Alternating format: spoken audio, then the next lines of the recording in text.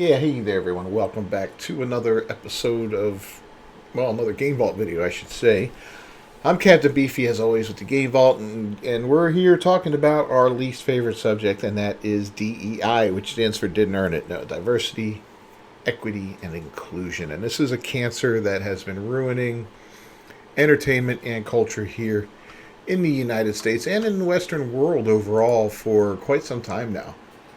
And this cancer is just spreading and it needs to be cut out and destroyed. That's why I talk about these kind of things. So if you agree that DEI is a cancer, don't forget to like the video and subscribe to the channel to show your support, because without you, this fight is never going to be won. You know, we need to all stand together, shoulder to shoulder, in the face of this garbage belief system. So anyway, let's cue up the music and we'll get to talking.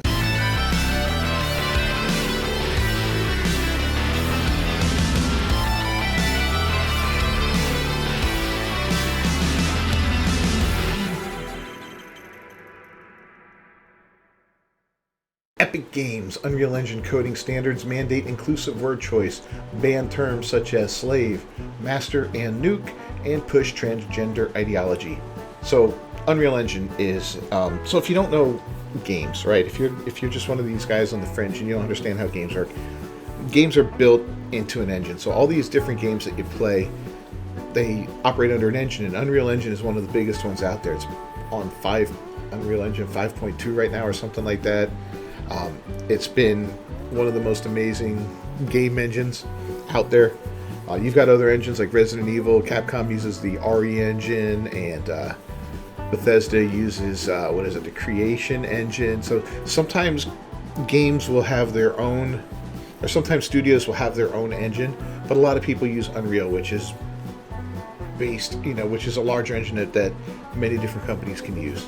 So anyway, with that little layman's description aside, the coding standard document. Wait, what did we miss here? Okay, Epic Games Unreal coding standard document mandates inclusive word choice for coders. Okay, the document makes it clear everything in the document is mandatory. It begins, quote, "At Epic Games, we have a few simple coding standards and conventions. This document reflects the state of Epic Games' current coding standards. Following the coding standards is mandatory." The document then includes a section titled Inclusive Word Choice. This section states, when you work in the Unreal Engine code base, we encourage you to strive to use respectful, inclusive, and professional language. It specifically notes, word choice applies when you name classes, functions, data structures, types, variables, files, and folders, plugins. It applies when you write snippets of user-facing text for the UI, error messages, and notifications. It also applies when writing about code, such as in comments and change list descriptions. The document continues. So, yeah, here we go. Talking about that, and again, I will link this like I always do down below in the description, so you can come here and check it out yourself. So the section has a number of subsections, beginning with racial, ethnic, and religious inclusiveness. That's my favorite. The subsection details do not use metaphors or similes that reinforce stereotypes. Examples include contrast, black and white, or black list and white list. Oh my God, it's absolutely insane and stupid. If you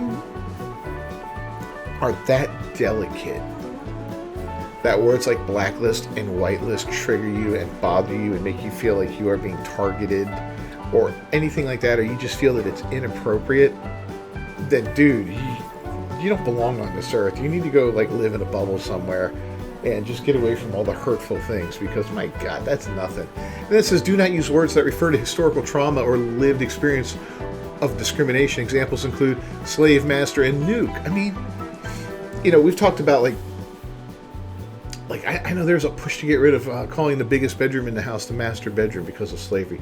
That's ridiculous. Master can mean many things. It doesn't mean somebody who owns slaves. And slave is a slave, but it also has meanings in technology. Like you can have two hard drives into a computer. One is the master, one is a slave, for instance. And nuke is just destroying everything, getting rid of it. And while I get it that some of these things, may not be the most sensitive things in the world, none of these things should bother you, because we're talking about the Western world right now, okay? No one alive has been a slave or a master, here in the U.S. That was a long time ago, guys. Now, overseas and certain African countries where they're still trading people as slaves, well, that's a different story, but that's not what we're talking about. Nuke, I mean, it's the middle of last century, and yeah, everybody got past it. It's done. So the next section, gender inclusiveness, this is also my favorite, states that refer to hypothetical people as they, them, and their, even in the singular. Refer to anything that is not a person as it and its. For example, a module, plugin, function, client, server, or any other software or hardware component. It continues, do not assign a gender to anything that doesn't have one. Do not use collective nouns like guys that assume gender. Avoid colloquial phrases that contain arbitrary genders like a poor man's ex.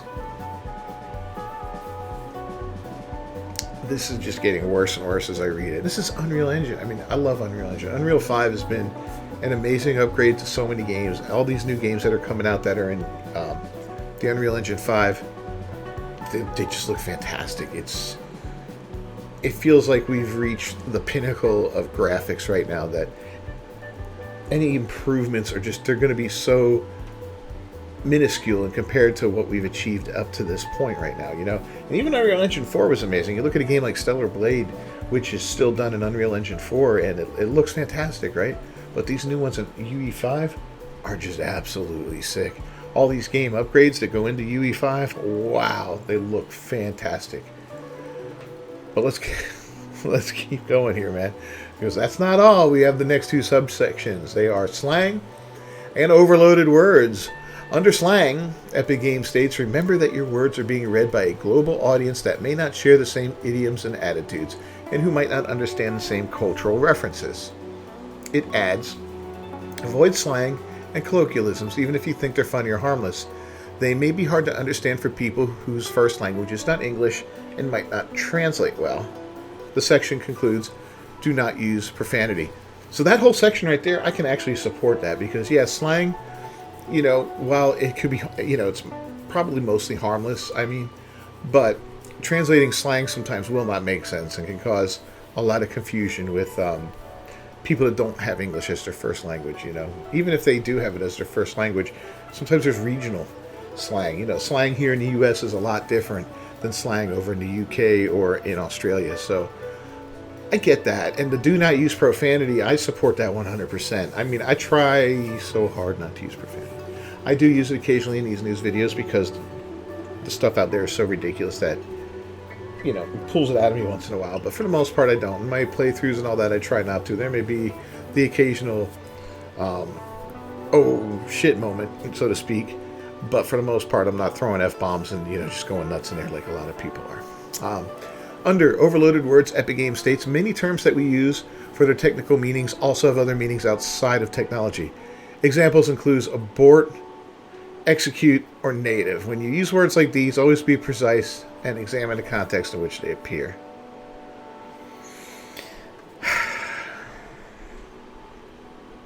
Bishop Michael Burbridge of the Diocese of Arlington notes how this language must be rejected in his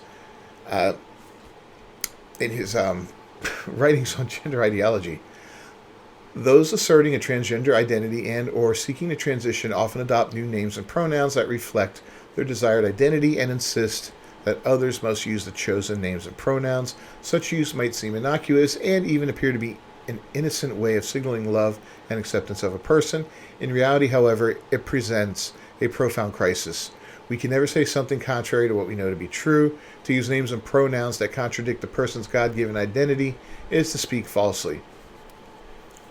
And honestly, you don't need religion behind you on this, because the reality of the situation is I'm not going to cater to somebody and call them something different just because it makes them feel good. That's not how I operate in the world. And it may make me sound like a jerk, and it may seem harmless to do it and all that, but quite frankly, I feel like supporting somebody that's living a lie is only hurting them. It's not making them any better, right? How can I help improve things in your life? How can I make you better? How can I support you by lying to you? If I had a guy that was, or a girl that was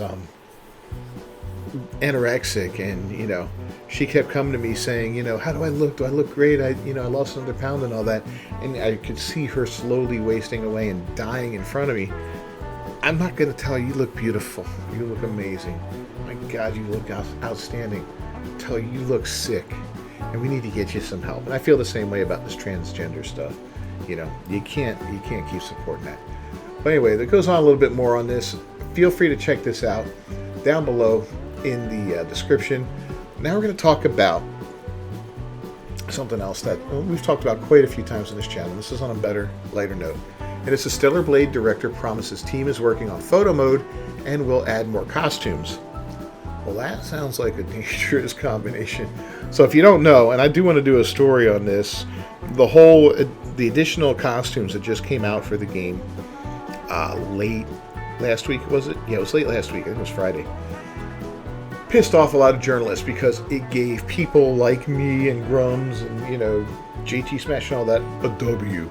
People that fought for Stellar Blade and spoke up about it, and wanted to take part in that free Stellar Blade movement. Now I'm nobody compared to these other guys, but if there's a lot of nobodies doing this, then somebody's going to see that. Things are going to work out. Well, anyway, to make a long story short, they released some new outfits, and they harken back to the original outfits that were quote-unquote censored for the release on day one. With the day one patch, kind of changed these things. So they re-added them to the game. Granted, they're different color than their originals, but the style is the same. The hips are cut the way they were originally. The cleavage is showing. It's all showing, and it's a huge win for the gaming community because it shows that the studio listened to the people and not anyone else. They didn't listen to Kotaku.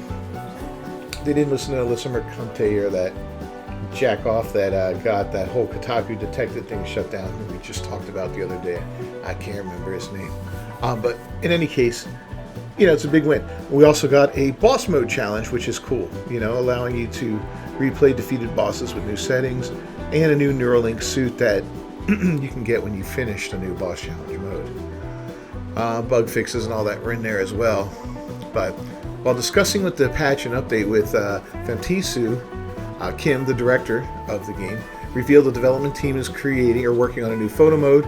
As translated via Google Translate, he detailed, unfortunately we can't deliver it right away, but we would like to implement it.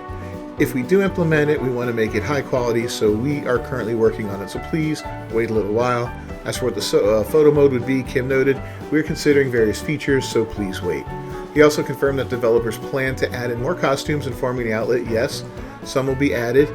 In the update on May 24th, we plan to add more costumes in the future, so please look forward to them. The game's technical director, Lee Dong-gi, also detailed that there might be improvements and additions to fishing and can collecting in the future. And then when asked about what impressed him from players following the game's release, he said, I was very happy to see people enjoying fishing and collecting cans, filling up their databanks, and thinking about the worldview. At the same time, I began to think I would like to continue to enrich these elements in the future.